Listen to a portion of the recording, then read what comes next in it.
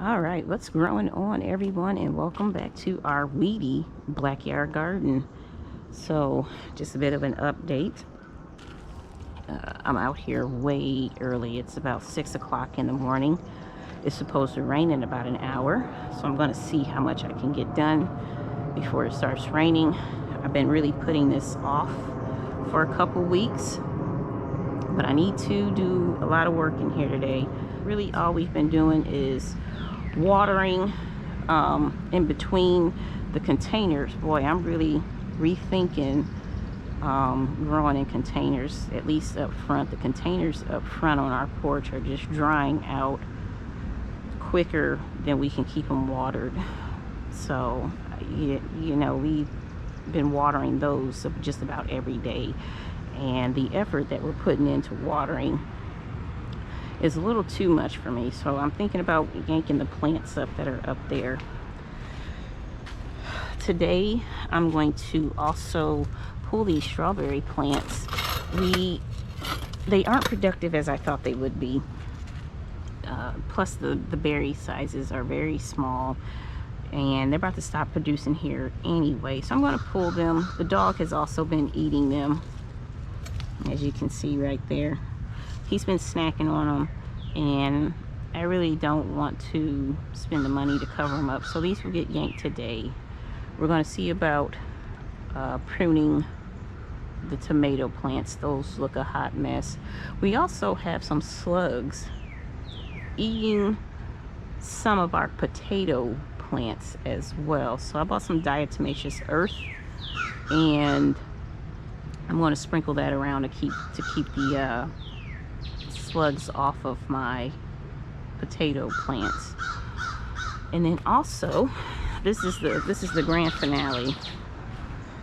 I did not realize how much nutsedge was growing back here. You can see the pepper bed is just inundated with nutsedge. I really tried to keep up with it earlier in the month, but with all the rain we've had, this is just not working out. It's not sustainable. So I'm going to pull these, and I'm going to put some of those pepper plants in the strawberry containers over there. This is just too much, and you know, I wanted to spray it, but all the sprays that I researched, they were for lawns only, meaning essentially that it's going to kill the pepper plants as well. So I need to rescue these babies. I have a squash plant there, basil plant, and I need to really find what to do with them. So we're going to start by clearing the strawberry bed first, and then we'll start transplanting these pepper plants because they're not doing too well. They really weren't doing too well in the in that area back there anyway. So huge failure on my thought that they could get away with you know, only a few measly hours of sunlight. Also, man, straw bale gardening, totally not worth it. You definitely have to water this every day. There is no water holding capacity in straw bales, and to me, you know, watering every day is not something I want to do. So in my next house, you know, when we buy a house, it will have land so that I can grow in ground, because in ground soil holds water a lot better than definitely straw bales, but also container, you know, potting soil, I should say. Okay, I'm going to put 4 pepper plants in each of these. It might crowd the space, but I don't care. We'll handle that when it comes. Okay, so I definitely want to save the banana pepper plants. We're going to save these. If there are peppers that are going to be saved here, it's going to be the banana peppers. These poor things have just been eaten up by the slugs. Oh, goodness.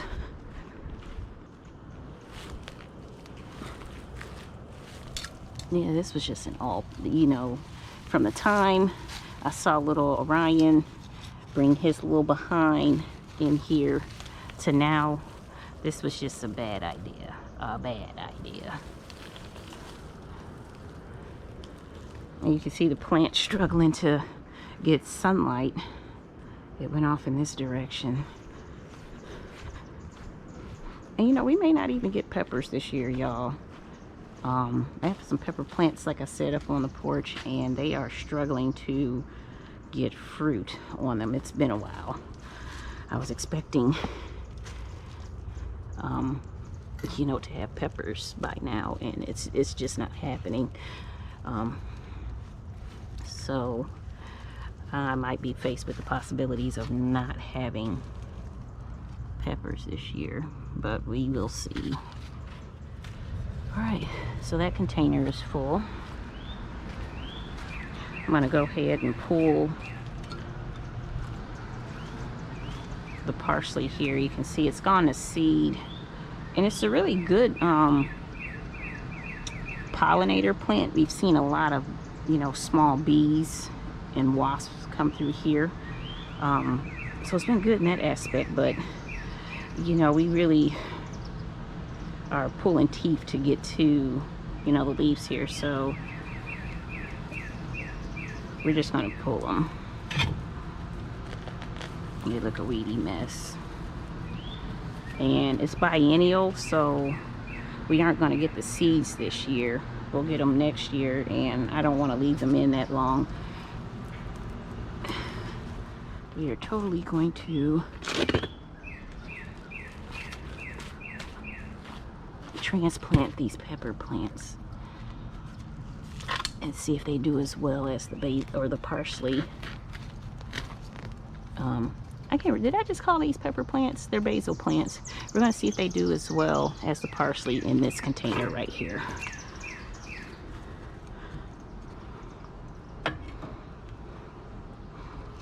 We also have issues with the mint. You know, it was green, but you know, I guess we're taking too much time to use them up, so I'm going to cut these back, and they still smell good, but we just don't have enough recipes to use mint in, so they've been kind of just there. And I might mix this up with the parsley to create like a little potpourri for the house, because it smells wonderful. Hopefully that'll be nice and productive for us. Just cut back the mint here. It'll be fine, they'll grow right back. As you can see, it's starting to root down here and put out more mint plants, or mint leaves, I should say. They'll do just fine. And actually, if you just throw it down like this, that little stalk will reroot.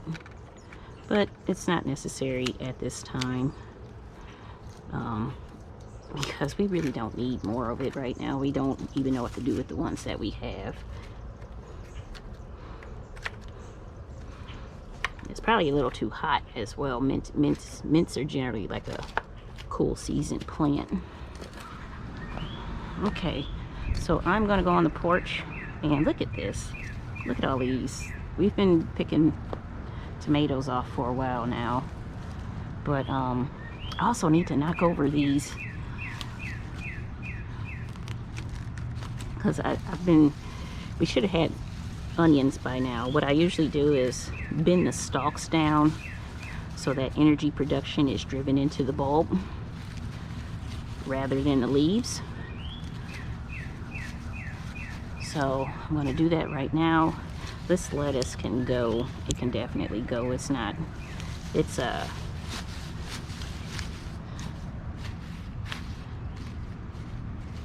know, it's a little too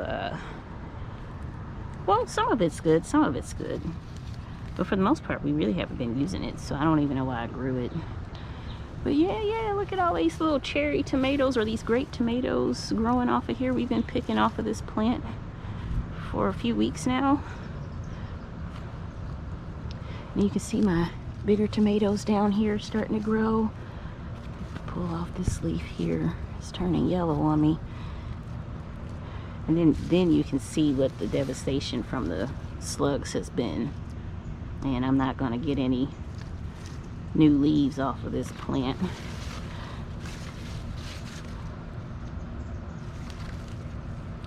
So I thought I had it under control for a while there, but you can see they are continuing to turn my potato into a skeleton. But the other ones are doing just fine.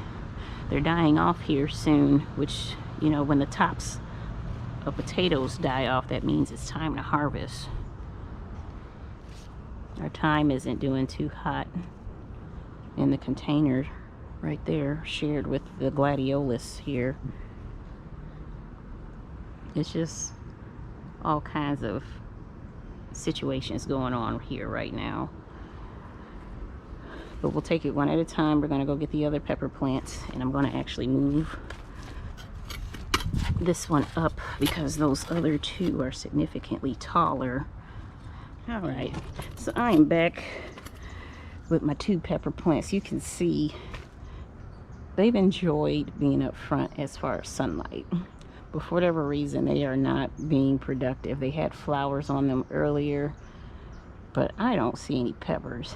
So the hope would be that they enjoy it more back here. So they're tall, but you can see the soil is dry. I'm having the damnedest time keeping up with watering with these. You know, we had a huge rainfall, you know, the other night, and these things should be absolutely soaked. You know, this still has moisture to it. This is just bone dry. So we're going to transplant them. This is absolutely my first time really container gardening. You know, I have house plants, of course, but this right here, this has been a totally new experience for me. And I've been gardening for a while, but I'm finding in ground to be a lot better than above ground gardening. Well, I'm sorry, container gardening. Actually, the potting soil that I used for this was actually a raised bed soil. So I'm finding this to be working out for me. And it might have to do with the container itself. It's a self-watering container, so there's a reservoir of water in here that the plants can draw from, and the soil as well, to keep it moist. And I haven't had to water this with the rainfall that we've had. I have not had to water this. It stays moist. So I want to figure out what to do with this little area here. I don't know that it's worth growing in these 2 containers. Well, you know what, the thyme might have fun with this. They like dry soil, so I might do that. The thyme's really not doing too well over there, so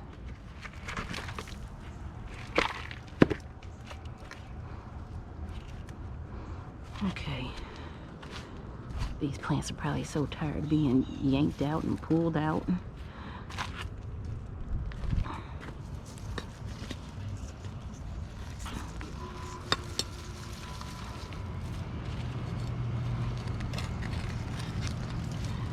But they're adaptable.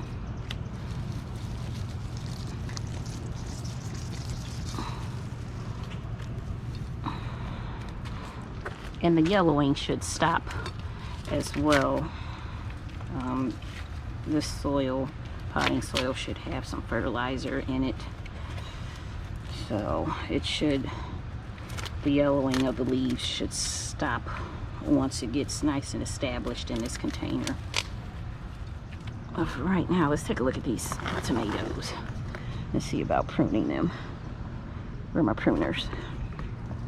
Right here. So we want to create good airflow through the plant.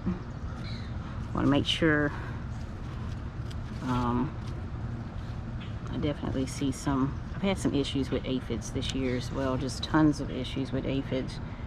I don't know if you can see that little bad boy right there, but I've been picking them off all season. These, I thought these would work out better than what they did, these little stands here, but tomato cages seem to be the way to go when you are in containers. you know, I would use these more so for in-ground tomato production.